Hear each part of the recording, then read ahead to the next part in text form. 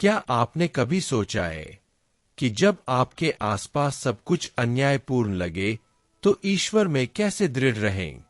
जब आपके विरुद्ध शब्दों का प्रयोग किया जाए, जब बिना वजह दुश्मन खड़े हो जाए, जब जीवन भी घुटन से भरा लगे, उत्पीड़न, हम विश्वास खोए बिना कैसे प्रतिक्रिया कर सकते हैं? भजन संहिता 17 हमें इसी परिदृश्य पर गहराई से विचार करने के लिए आमंत्रित करता है। दाऊद द्वारा की गई एक सच्ची प्रार्थना जो विपत्ति के बीच परंतु प्रभु पर पूर्ण विश्वास के साथ की गई थी। भजन 17 मुक्ति की पुकार से कहीं बढ़कर है। यह ईश्वर के सामने मानव आत्मा का दर्पण है जो दिखावे से परे देखता है। दाऊद स्वयं को पूर्ण के रूप में प्रस्तुत नहीं करता, बल्कि एक ऐसे व्यक्ति के रूप में प्रस्तुत करता है जो ईश्वर के सामने निष्ठा से जीना चाहता है।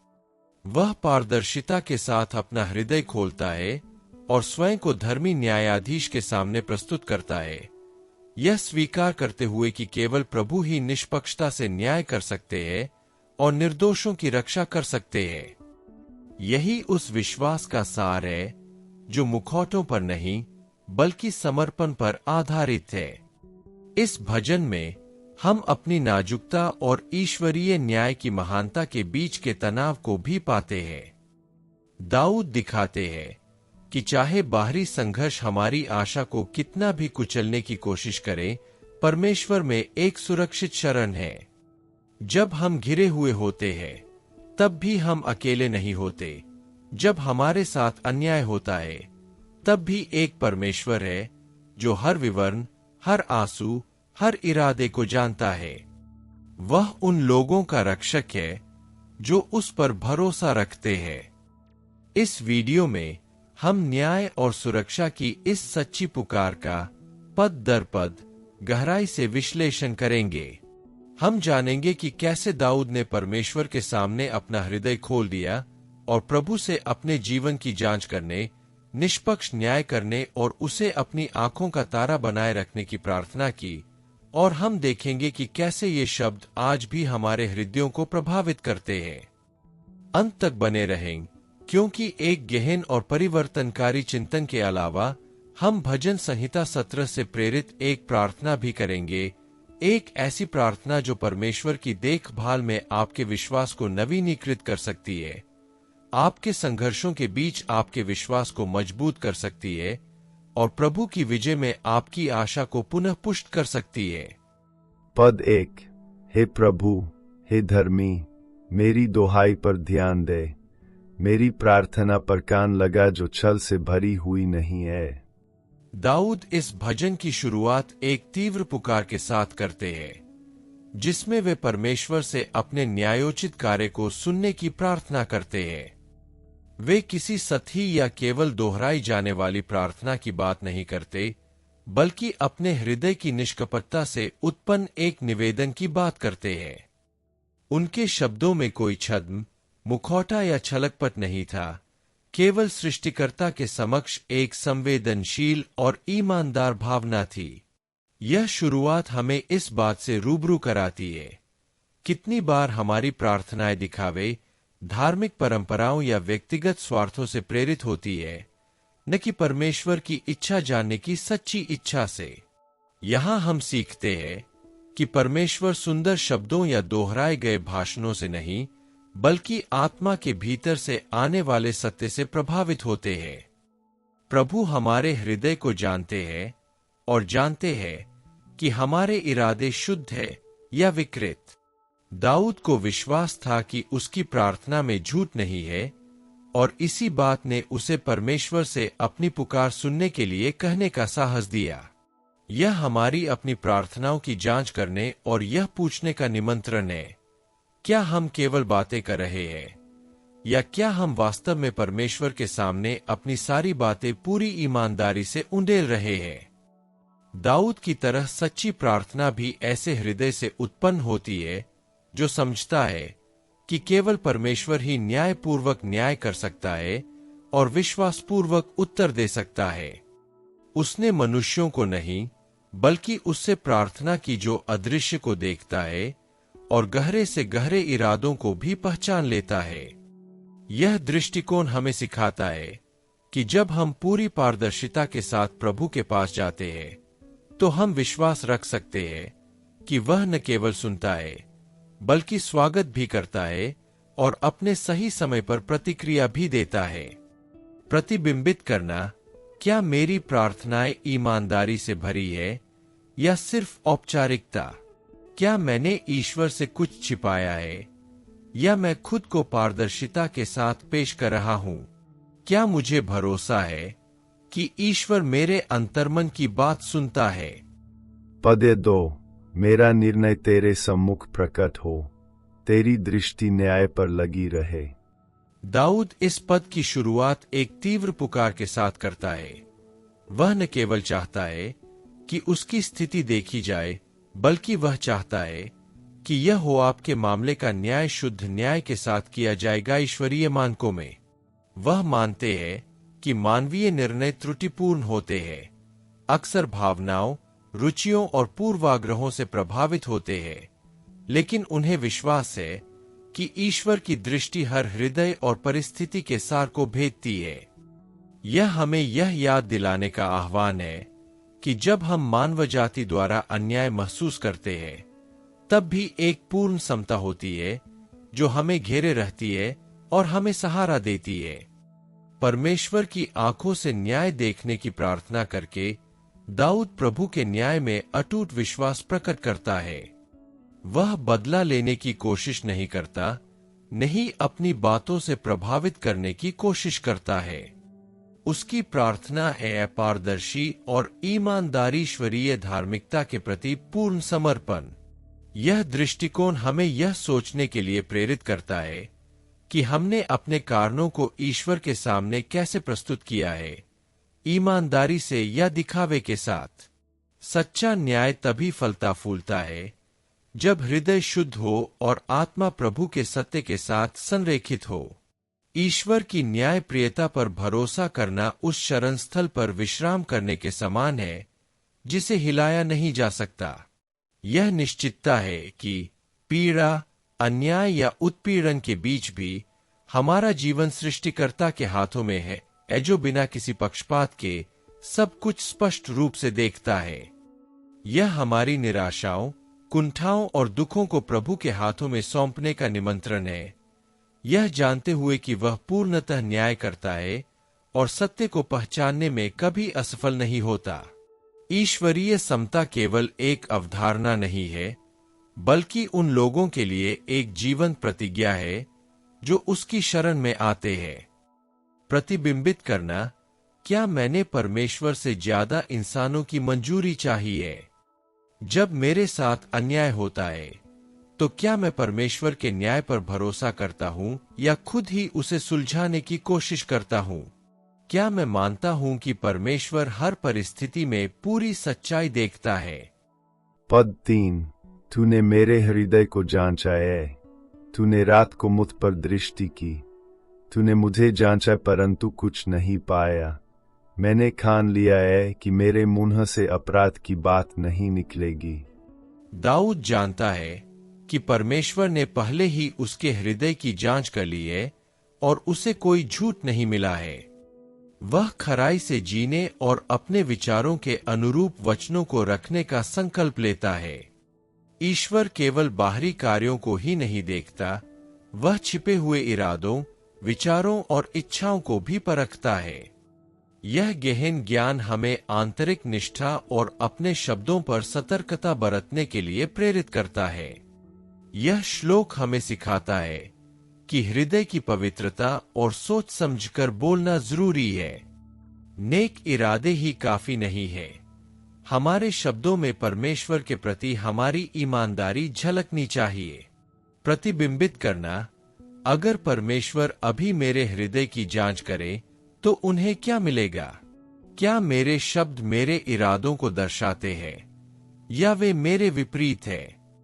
क्या मैं दूसरों और परमेश्वर के सामने अपने शब्दों की शक्ति के बारे में सावधान रहता हूं? पद 4, मनुष्यों के कामों से जिनसे तू घृणा करता है, उन्हें मुझसे दूर कर, मैं उनकी विधियों पर नहीं चलता।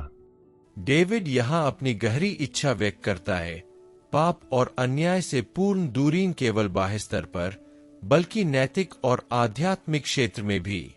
वह मानते हैं कि मानवीय मानदंडों और रीति रिवाजों से भरे समाज में भी संसार द्वारा स्वीकृत हर चीज परमेश्वर को प्रसन्न नहीं करती। यह पद हमें यह सोचने के लिए चुनौती देता है कि हम किन मानकों का पालन करते हैं। क्या हम मानवीय स्वीकृति चाहते हैं या हम प्रभु के शाश्वत मूल्यों के अनुसार जीने का प्रयास करते हैं? परमेश्वर से उन कामों को दूर करने के लिए प्रार्थना करके जिनसे वह घृणा करता है। दाऊद इस बात का स्पष्ट ज्ञान प्रदर्शित करता है कि बुराई को केवल विवेक या भय से नहीं, बल्कि दृढ़ता और दृढ़ विश्वास के साथ त्यागना चाहिए। वह समझता है कि परमेश्वर के प्रति सच्ची निष्ठा के लिए विवेक की आवश्यकता होती है, यह पहचानना कि क्या भ्रष्ट करता है और उससे दूर रहने का साहस। इस दृष्टिकोण के लिए निरंतर सतर्कता की आवश्यकता है, क्योंकि पाप अक्सर सूक्ष्म होता है, सुविधा या सामाजिक स्वीकृति के रूप में प्रच्छन्न।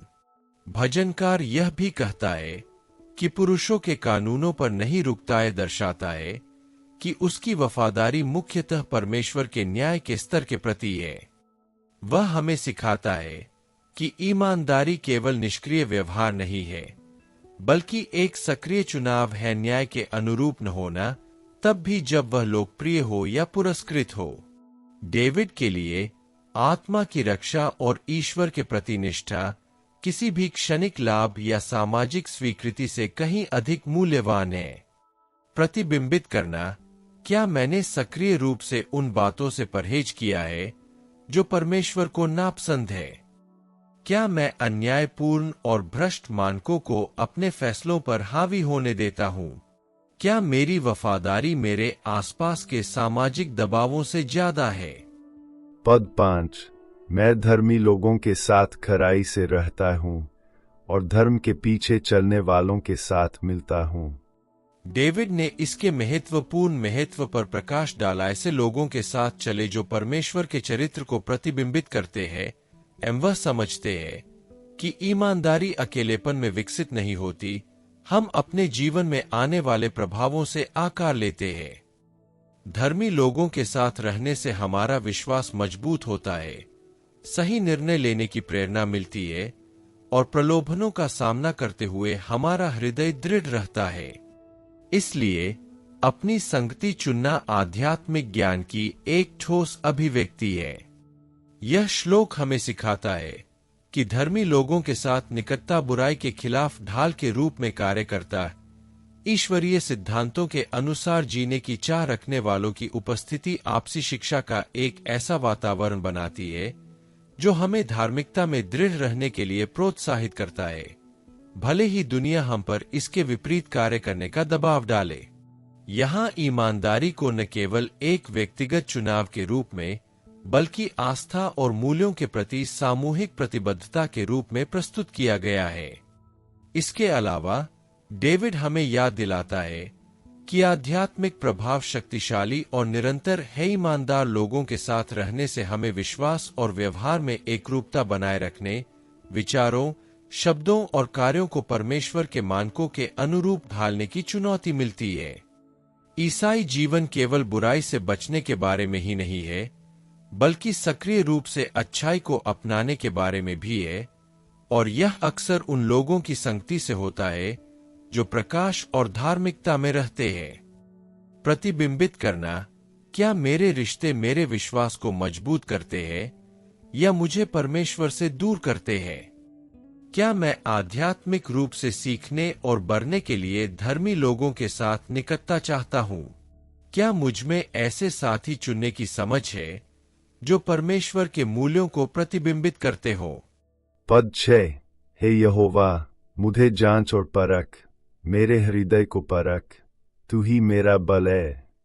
दाऊद अपने जीवन का गहन परीक्षण करने का आह्वान करता है और परमेश्वर से प्रार्थना करता है कि वह दिखावे से परे जाकर उसके हृदय में छिपी बातों को प्रकट करे।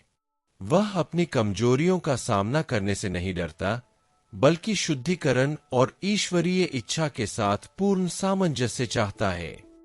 यह प्रार्थना विनम्रता और साहस का परिचय देती है, क्योंकि शुद्धिकरण की आवश्यकता को समझने का अर्थ है सृष्टिकर्ता को हर इरादे, विचार और आंतरिक इच्छा को आकार देने देना। भजनकार परमेश्वर को अपना घर, वह ठोस चट्टान मानता है जहां उसे सुरक्षा और सहारा मिलता है। जैसा कि वह दर्शाता है, सच्ची सुरक्षा बाहरी परिस्थितियों, धन संपत्ति या मानवीय प्रभाव में नहीं, बल्कि उस परमेश्वर के साथ रिश्ते में मिलती है जो अडिग और विश्वासयोग्य है। परमेश्वर न केवल सुरक्षा प्रदान करता है, बल्कि जीवन की कठिनाइयों और परीक्षाओं का सामना करते हुए हृदय को दृढ़ता प्रदान करते हुए रूपांतरित भी करता है।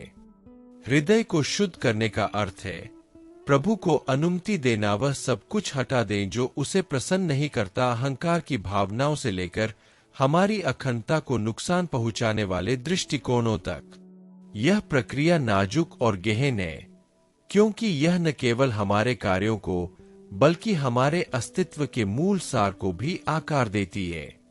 इस दिव्य निरीक्षण के प्रति समर्पण के लिए पूर्ण विश्वास की आवश्यकता है, यह जानते हुए कि सृष्टिकर्ता हमारी भलाई और आध्यात्मिक परिपक्वता चाहता है।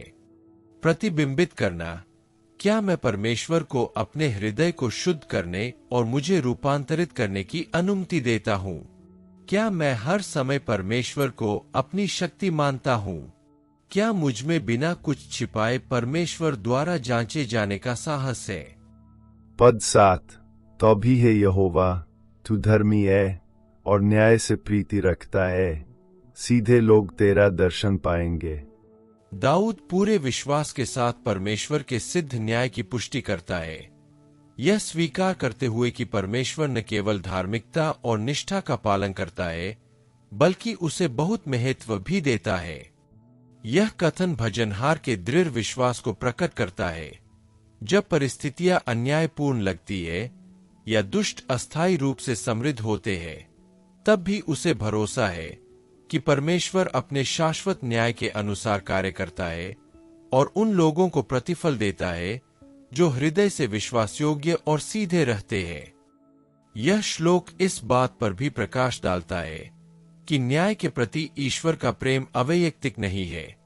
वह उन लोगों के निकट आते हैं जो धार्मिकता से जीवन जीने का प्रयास करते हैं। जो लोग धार्मिकता का मार्ग चुनते हैं, वे न केवल बुराई से बचते हैं, बल्कि दिव्य उपस्थिति और संगति के भी पात्र बनते हैं। प्रभु का मुख देखना आत्मीयता, विश्वास और सुरक्षा का प्रतीक है, एक ऐसी निकटता का अनुभव जो हृदय को रूपांतरित करता है और जीवन की कठिनाइयों के बीच आशा का नवीनीकरण करता है। इसलिए परमेश्वर के दर्शन की खोज करना एक आध्यात्मिक इच्छा से कहीं बढ़कर है। यह न्याय और सत्य के सिद्धांतों के अनुसार जीने की एक दैनिक प्रतिबद्धता है। धर्मी लोग तब भी अपनी निष्ठा बनाए रखते हैं जब कोई उन्हें देख नहीं रहा होता, यह जानते हुए कि सबसे बड़ा प्रतिफल प्रभु से मिलता है जो धर्म और सत्य से प्रेम करते हैं। इसी प्रतिबद्धता में व्यक्ति को सुरक्षा, शांति और विपत्ति का सामना करने की शक्ति मिलती है। प्रतिबिंबित करना, क्या मैं इस तरह जीता हूं कि परमेश्वर की उपस्थिति मुझ में आ जाए? क्या मैं समझता हूं कि परमेश्वर धार्मिकता को पहचानता और महत्व देता है? क्या मैं मानवीय स्वीकृति से ज्यादा परमेश्वर के साथ घनिष्ठता चाहता हूं? पद 8। हे यहोवा, मुझे अपनी आँख की पुतली के समान सुरक्षित रख, अपने पंखों की छाया में मुझे छिपा ले। दाऊद परमेश्वर से पूर्ण और नाजुक सुरक्षा की प्रार्थना करता है, अपनी तुलना आँख की पुतली से करता है जो अनमोल और अत्यंत संवेदनशील है। यह छवि न केवल उसकी कमजोरी को दर्शाती है, बल्कि सृष्टिकर्ता की प्रेमपूर्ण देखभाल में पूर्ण विश्वास को भी दर्शाती है। वह मानता है कि सच्ची सुरक्षा मानवीय दीवारों, किलों या अपनी रणनीतियों में नहीं, बल्कि परमेश्वर की निरंतर सतर्कता में निहित है, जो हमारे जीवन के हर विवरण को ध्यान और उत्साह से देखता है। भजनकार ईश्वर के पंखों के रूपक का भी उदाहरण देता है, जो जीवन के तूफानों और आक्रमणों के बीच आश्रय, सांत्वना और सुरक्षा का प्रतीक है। इन पंखों की छाया में हमें न केवल शारीरिक रूप से बल्कि भावनात्मक और आध्यात्मिक रूप से भी शरण मिलती है। यह एक ऐसा स्थान है जहां हमारी कमजोरियां, भय और असुरक्षाएं समाहित होती है और जहां हम प्रभु की विश्वास योग्यता में निश्चिंत होकर विश्राम कर सकते हैं। यह श्लोक हमें याद दिलाता है कि ईश्वर न केवल हमारी रक्षा करते हैं बल्कि हमें घेरे भी रहते हैं, सहारा देते हैं और हमें सहारा देते हैं। जब हम जीवन की चुनौतियों से भयभीत, सताए हुए या अभिभूत महसूस करते हैं, तो वे हमें एक ऐसा सुरक्षित आश्रय प्रदान करते हैं जो किसी भी मानवीय सुरक्षा से परे है। इस सुरक्षा पर भरोसा करना पूर्ण समर्पण है, ईश्वर को हमारे कदमों का मार्गदर्शन करने और हमें विपरीत परिस्थितियों में भी दृढ़ बनाए रखने की अनुमति देना। प्रतिबिंबित करना, क्या मैं अपने जीवन में परमेश्वर की प्रेमपूर्ण सुरक्षा पर भरोसा रखता हूँ? क्या मैं खतरों के बावजूद भी प्रभु के हाथों में सुरक्षित महसूस करता हूँ? क्या मैं परमेश्वर को अपने दैनिक आश्रय के रूप में देखता हूँ या केवल संकटों में ही? पद 9। मुझे उन दुष्टों से बचाओ जो मुझे सताते हैं, मुझे उन लोगों से छुड़ाओ जो मुझ पर अत्याचार करते हैं। इस पद में दाऊद अपने विरोधियों के सामने परमेश्वर पर अपनी पूर्ण निर्भरता व्यक्त करता है। वह मानता है कि मानव शक्ति सीमित है और सच्चा उद्धार केवल ईश्वरीय हस्तक्षेप से ही संभव है। भजनकार न केवल सुरक्षा चाहता है बल्कि पूर्ण उद्धार के लिए भी पुकारता है और अपने जीवन में आने वाले किसी भी अन्याय या खतरे को दूर करने की परमेश्वर की क्षमता में अटूट विश्वास प्रदर्शित करता है। यह श्लोक हमें इस बात पर विचार करने के लिए प्रेरित करता है कि संघर्ष के समय हम कहाँ शरण लेते हैं। हम कितनी बार अपनी शक्ति से शत्रुओं का सामना करने की कोशिश करते हैं, यह भूलकर कि परमेश्वर सभी परिस्थितियों पर प्रभुता रखता है। ईश्वरीय सुरक्षा पर भरोसा रखने का अर्थ है हर विपत्ति को प्रभु के हाथों में सौंप देना, यह जानते हुए कि वह दिखावे से परे देखता है और पूर्ण न्याय करता है। इसके अलावा दाऊद की प्रार्थना हमें याद दिलाती है कि परमेश्वर उन लोगों का निरंतर रक्षक है जो उससे प्रेम करते हैं।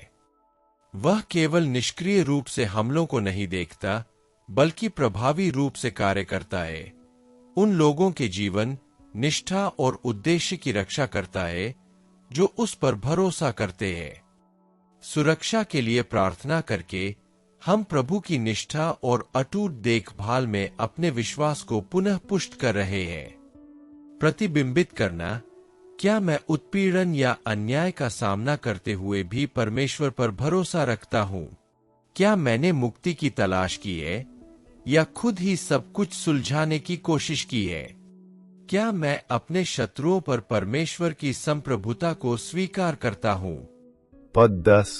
वे दुर्बल हो जाते हैं, उनकी अपनी दुष्टता उन पर हावी हो जाती है, उनकी आंखों पर अंधेरा छा जाता है और वे बच नहीं सकते। दाऊद उन लोगों से मुक्ति के लिए पुकारता है जो जानबूझकर उसे नुकसान पहुंचाना चाहते हैं।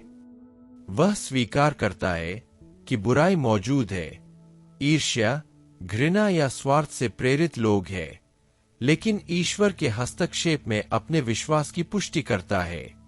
यह पद हमें सिखाता है कि अन्यायपूर्ण उत्पीड़न के बीच भी हम दृढ़ रह सकते हैं, यह जानते हुए कि प्रभु हमारी शक्ति है और कोई भी उत्पीड़न उनकी सतर्क दृष्टि से बच नहीं सकता। भजनकार हमें दिखाता है कि ईश्वरीय सुरक्षा मांगना कमजोरी की निशानी नहीं बल्कि साहस और बुद्धि की निशानी है। वह एक ऐसे न्यायप्रिय और शक्तिशाली ईश्वर पर भरोसा करता है जो न केवल अन्याय को देखता है बल्कि अपने प्रेमियों के जीवन, निष्ठा और उद्देश्यों की रक्षा के लिए निर्णायक रूप से कार्य करता है। दाऊद की प्रार्थना पूर्ण समर्पण का एक आदर्श है, खतरों को पहचानते हुए साथ ही ईश्वरीय देखभाल की सुरक्षा में विश्राम करना। यह आयत हमें यह जांचने के लिए भी चुनौती देती है कि हम अपने जीवन में आने वाली प्रतिकूलताओं या दमनकारी परिस्थितियों पर कैसे प्रतिक्रिया करते हैं। हम अक्सर अपनी ताकत से दुश्मनों का सामना करने की कोशिश करते हैं या खुद को डर के साए में डूबने देते हैं, लेकिन दाऊद हमें याद दिलाता है कि सच्ची सुरक्षा परमेश्वर से ही मिलती है। जब हम उस पर भरोसा रखते हैं तो हमें न केवल मुक्ति मिलती है, बल्कि आंतरिक शांति, दृढ़ रहने का साहस और यह विश्वास भी मिलता है कि ईश्वरीय न्याय की जीत होगी। प्रतिबिंबित करना, क्या मुझे भरोसा है कि परमेश्वर बुरे काम करने वालों को न्याय देगा? क्या मुझ में उसके अपने समय पर कार्य करने का इंतजार करने का धैर्य है? क्या मैं यह समझता हूं कि मुझे अन्याय का बदला अन्याय से नहीं देना चाहिए? पद 11, क्योंकि तू ही मेरी सुरक्षा है, आप संरक्षित करेंगे मेरे जीवन। तू मेरी चट्टान, मेरा घर और मेरा छुड़ाने वाला है।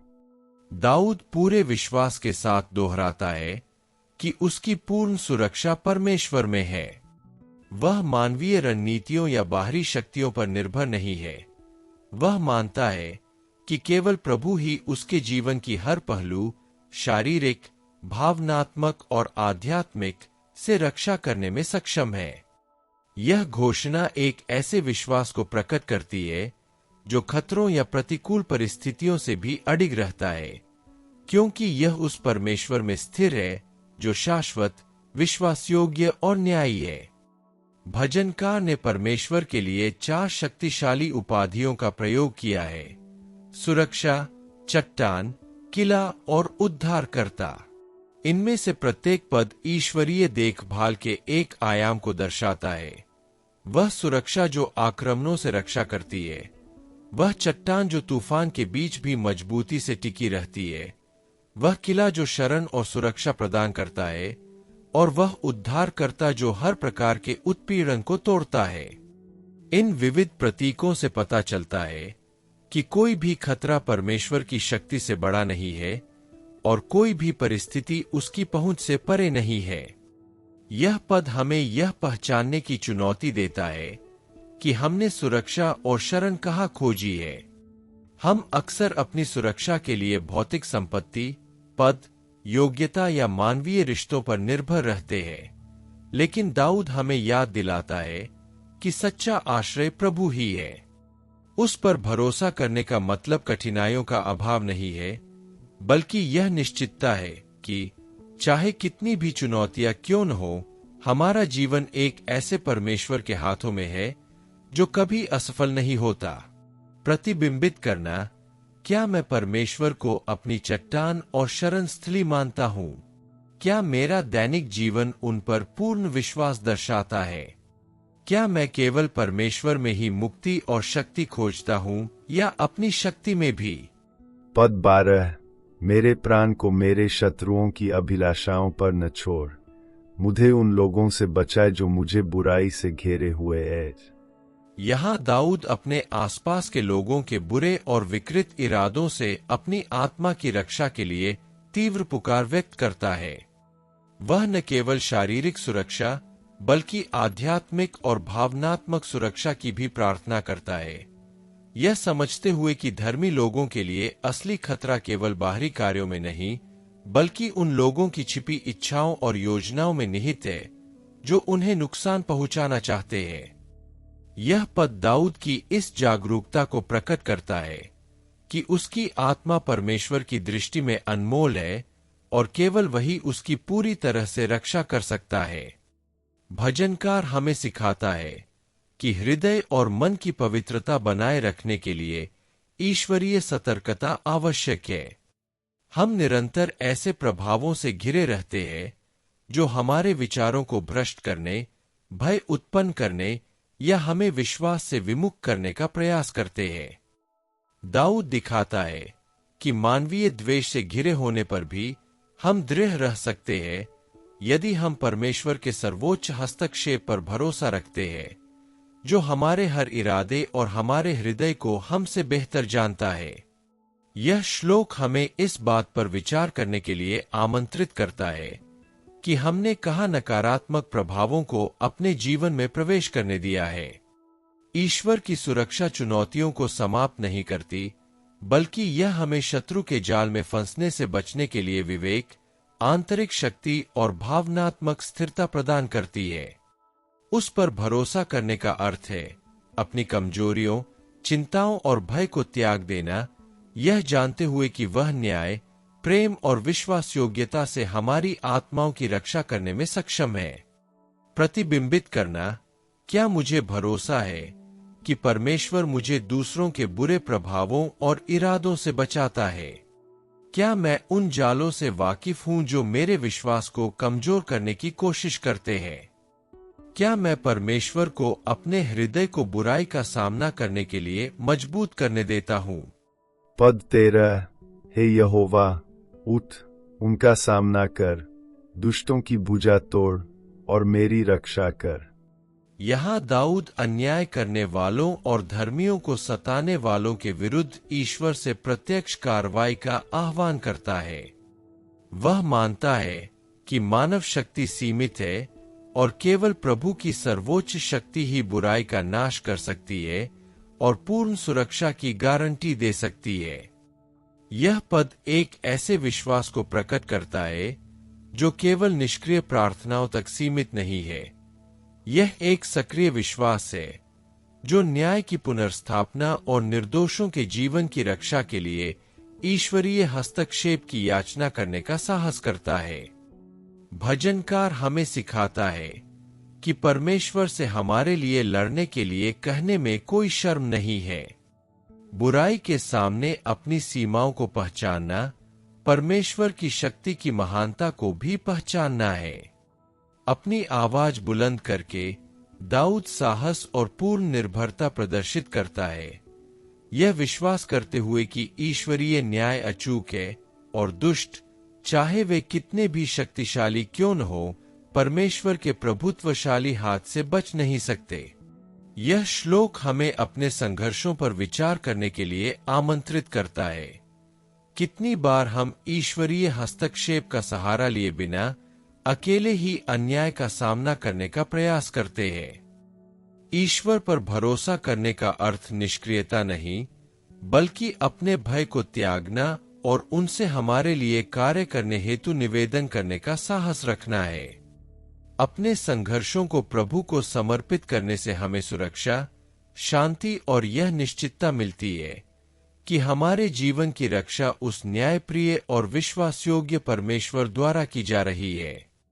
प्रतिबिंबित करना, क्या मुझमें इतना साहस है कि मैं परमेश्वर से अपनी लड़ाई लड़ने के लिए कह सकूं? क्या मुझे भरोसा है कि वह न्यायप्रिय और इतना शक्तिशाली है कि हस्तक्षेप कर सके? क्या मैं समझता हूं कि जब तक वह कार्य करता है, तब तक मेरा कर्तव्य वफादार रहना है? पद 14। अपने हाथ से उनकी दुष्टता को दूर कर, उनके हृदय बुराई और गर्व से भरे हुए है। दाऊद जानता है कि दुष्टों की दुष्टता केवल बाहरी नहीं होती, बल्कि हृदय से निकलती है, जिसकी जड़ें अहंकार, स्वार्थ और भ्रष्टता में होती है। वह जानता है कि ईश्वरीय हस्तक्षेप के बिना इन दुष्ट इरादों को पूरी तरह से रोका या सुधारा नहीं जा सकता। इसलिए वह ईश्वर के शक्तिशाली हाथ का आह्वान करता है और उससे बुराई को दूर करने और धर्मियों की रक्षा करने के लिए कार्य करने की प्रार्थना करता है, जिससे यह प्रदर्शित होता है कि सच्चा न्याय सीमित मानवीय प्रयासों पर निर्भर नहीं करता। यह पद हमें सिखाता है कि घोर अन्याय का सामना केवल प्रभु के हस्तक्षेप से ही किया जा सकता है। दाऊद हमें आमंत्रित करते हैं कि हम अपने आसपास की बुराई के अनुरूप न बने, बल्कि ईश्वरीय कार्यों पर पूर्ण विश्वास रखें, यह जानते हुए कि ईश्वर प्रत्येक व्यक्ति के हृदय और छिपे हुए इरादों को देखता है। मानवीय न्याय त्रुटिपूर्ण है, लेकिन ईश्वर का न्याय पूर्ण, संपूर्ण और अचूक है। दूसरों की बुराई के सामने ईश्वर पर भरोसा रखना विश्वास और धैर्य का अभ्यास है। इसका अर्थ है अन्याय की जीत होने पर भी निष्ठा बनाए रखना, और यह विश्वास रखना कि अहंकार और दुष्टता को चुनौती दिए बिना नहीं छोड़ा जाएगा। यह दृढ़ रहने का आह्वान है, यह विश्वास करते हुए कि ईश्वर की सुरक्षा और न्याय हमें सहारा देने और सुरक्षित रखने के लिए पर्याप्त है। प्रतिबिंबित करना, क्या मैं यह मानता हूं कि मेरे अकेले के प्रयासों से बुराई पर विजय नहीं पाई जा सकती? क्या मैं अन्यायपूर्ण परिस्थितियों में ईश्वरीय हस्तक्षेप की आवश्यकता के प्रति सचेत हूं? क्या मैं ईश्वर के न्याय पर भरोसा रखता हूं, भले ही वह तत्काल न हो? पद 15। मैं तो धार्मिकता से तेरा मुख देखूंगा, जब मैं जागूंगा तब तेरे दर्शन से तृप्त होऊंगा। दाऊद इस भजन का समापन पूर्ण विश्वास और आशा की अभिव्यक्ति के साथ करते हैं। उन्हें पूर्ण विश्वास है कि परमेश्वर का न्याय प्रकट होगा और प्रभु के मुख का चिंतन करने से उन्हें पूर्ण और सच्ची संतुष्टि मिलेगी। यह पद धर्मी व्यक्ति के आनंद को दर्शाता है, जो बाहरी परिस्थितियों पर नहीं बल्कि परमेश्वर के साथ घनिष्ठता पर निर्भर करता है, यह स्वीकार करते हुए कि ईश्वरीय उपस्थिति ही सभी तृप्ति और संतोष का स्रोत है। यहां हम देखते हैं कि वफादारी का सच्चा प्रतिफल केवल अस्थायी सुरक्षा या मुक्ति नहीं है, बल्कि सृष्टिकर्ता के साथ गहन संवाद का अनुभव है। ईश्वर की उपस्थिति में धार्मिकता में जागना आध्यात्मिक पूर्णता की एक अवस्था है, जहां हर चिंता शांति में बदल जाती है, हर पीड़ा शांत हो जाती है और हर अपेक्षा ईश्वरीय प्रेम की पूर्णता से पूरी होती है। यह श्लोक हमें यह भी सिखाता है कि एक पूर्ण जीवन एक शाश्वत दृष्टिकोण से जुड़ा है। विपत्तियों या दैनिक चुनौतियों का सामना करते हुए भी धर्मी लोगों का हृदय दृढ़ रहता है, क्योंकि वे जानते हैं कि परमेश्वर की उपस्थिति ही उनकी सबसे बड़ी संतुष्टि होगी। परमेश्वर पर भरोसा रखना और उनके मुख के दर्शन के आनंद की आशा करना हमें मजबूत बनाता है, हमें साहस, निष्ठा और अटूट विश्वास के साथ चलने में सक्षम बनाता है और हमें याद दिलाता है कि धर्मी लोगों का जीवन प्रभु के समक्ष शाश्वत आनंद और पूर्ण तृप्ति में समाप्त होता है। प्रतिबिंबित करना, क्या मेरा सबसे बड़ा आनंद ईश्वर की उपस्थिति में है या क्षणभंगुर परिस्थितियों में? क्या मैं उनकी उपस्थिति में पूर्णता का अनुभव करने की आशा के साथ जीता हूं? क्या मुझे विश्वास है कि ईश्वर के साथ जागना ही आत्मा की सच्ची संतुष्टि है? हम यह निष्कर्ष निकाल सकते हैं कि भजन सत्र हमें अन्याय और उत्पीड़न के बावजूद भी परमेश्वर पर अटूट विश्वास रखना सिखाता है। यह हमें दिखाता है कि प्रभु के प्रति निष्ठा और ईमानदारी हमें सुरक्षा, संरक्षण और उनके साथ गहरी संगति प्रदान करती है।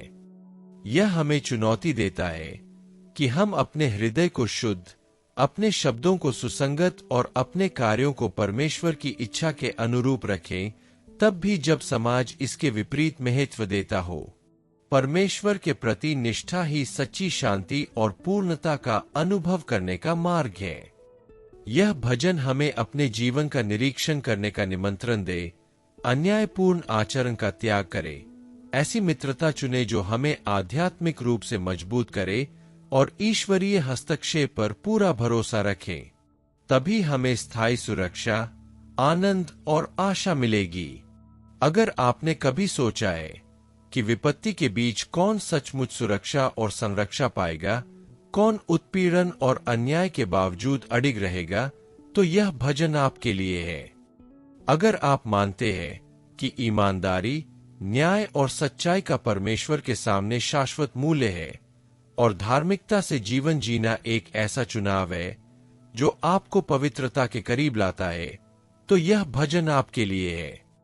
अगर आप छलकपट से भरी दुनिया में अपने हृदय को शुद्ध रखने और कई लोगों के टेढ़े मेढ़े रास्तों पर चलने के बावजूद दृढ़ता से चलने की चुनौती को समझते हैं, तो भजन 17 आपको यह याद दिलाने के लिए लिखा गया था। परमेश्वर उन लोगों का सम्मान करता है जो ईमानदारी से जीते हैं, जो सच बोलते हैं और जो भ्रष्ट हुए बिना उसकी शरण और सुरक्षा चाहते हैं। अब जब हम प्रत्येक पद का अर्थ और परमेश्वर द्वारा हमें दिया जाने वाला संदेश समझ गए हैं, तो मैं आपको भजन संहिता 17 के अनुसार 6 और दिनों तक प्रार्थना करने के लिए आमंत्रित करता हूँ। प्रत्येक पद को सृष्टिकर्ता के साथ एक गहन वार्तालाप के रूप में पढ़े और उसे अपने अंदर एक व्यावहारिक विश्वास को मजबूत करने दे, जो आपके कार्यों, आपके द्वारा निभाई गई प्रतिबद्धताओं और दूसरों के प्रति आपके प्रेम में दिखाई दे, और यह विश्वास रखें कि वह हर समय हमारा रक्षक और उद्धार करता है। और इस संदेश को अपने हृदय में अंकित करने के लिए अब हम आपको प्रार्थना करने के लिए आमंत्रित करते हैं और भजन संहिता 17 से प्रेरित इस विशेष प्रार्थना को अपने साथ रखने के लिए आमंत्रित करते हैं। जब भी आप यह याद रखना चाहे कि परमेश्वर की उपस्थिति उन लोगों के जीवन में वास्तविक है जो निष्ठा से चलते हैं, जो उत्पीड़न के सामने भी विचलित नहीं होते हैं और जो प्रभु के समक्ष धार्मिकता को जीवन शैली बनाते हैं, तो इसे दोहराए। भजन 17 से प्रेरित प्रार्थना। सर्वशक्तिमान ईश्वर, न्याय और सत्य के प्रभु, भजन संहिता 17 के माध्यम से हमें यह दिखाने के लिए धन्यवाद कि हम आप पर कितना गहरा भरोसा रख सकते हैं, यहाँ तक कि हमारे चारों ओर व्याप्त अन्याय और उत्पीड़न के बावजूद भी हमें ईमानदारी और पारदर्शिता के साथ चलने, सच्चाई से बोलने और धार्मिकता से कार्य करने में मदद करें, यह जानते हुए कि आप प्रत्येक व्यक्ति के हृदय की जांच करते हैं और हमारे अंतरतम इरादों को जानते हैं। हम पूरी तरह आप पर निर्भर रहना सीखें, यह समझते हुए कि सच्ची सुरक्षा और शरण मनुष्यों से नहीं, बल्कि आपकी निरंतर उपस्थिति से आती है, जो हमें हर कदम पर सहारा देती है और मजबूत बनाती है। हे प्रभु, हमारे विश्वास को दृढ़ कीजिए ताकि हम विपत्तियों में भी दृढ़ रहें, धैर्य और आशा में दृढ़ रहें और आपके मार्ग से विचलित न हों। हमें दृश्य और अदृश्य दोनों शत्रुओं से, उन लोगों से बचाइए जो हमें द्वेष, छल या अभिमान के द्वारा भड़काने का प्रयास करते हैं। प्यारे पिता, हमारा जीवन आपके प्रेम, आपकी निष्ठा और आपके न्याय का जीवंत प्रमाण बने, ताकि हमारे आसपास के लोग आपका प्रकाश देख सकें और आपकी उपस्थिति की खोज करने के लिए प्रेरित हों। आपके मुखमंडल के दर्शन की आशा हमें आपके प्रति निष्ठा और समर्पण के साथ जीने के लिए प्रेरित करे और हमारी हर चुनौती आपकी देखभाल और कृपा पर और भी अधिक भरोसा करने का अवसर बने। यीशु के नाम पर, आमीन। अगर यह संदेश आपके दिल को छू गया है तो कृपया इस वीडियो को लाइक करें और इसे किसी ऐसे व्यक्ति के साथ साझा करें जिसे यह याद दिलाने की जरूरत है कि आज जब दुनिया अन्याय और उत्पीड़न से भरी हुई लगती है, तब भी परमेश्वर अपने बच्चों को ईमानदारी और उस पर भरोसा रखने के लिए बुलाता है। आइए हम सब मिलकर प्रभु को प्रसन्न करने वाले सत्य, न्याय और सृष्टिकर्ता के प्रति निष्ठा पर आधारित जीवन की सुंदरता को पुनः खोजें। भजन संहिता पर अधिक चिंतन के लिए चैनल की सदस्यता लें। प्रत्येक नए अध्ययन को प्राप्त करने के लिए नोटिफिकेशन चालू करें और टिप्पणियों में अपनी प्रार्थना निवेदन छोड़ दें। हम विश्वास और स्नेह के साथ आपके लिए मध्यस्थता करेंगे। प्रभु आप में धार्मिकता के मार्ग पर चलने की इच्छा जागृत करें, विपत्ति और उत्पीड़न के समय आपके विश्वास को दृढ़ करें और आपको प्रतिदिन याद दिलाए कि जो लोग प्रभु पर भरोसा रखते हैं वे पर्वत के समान हैं।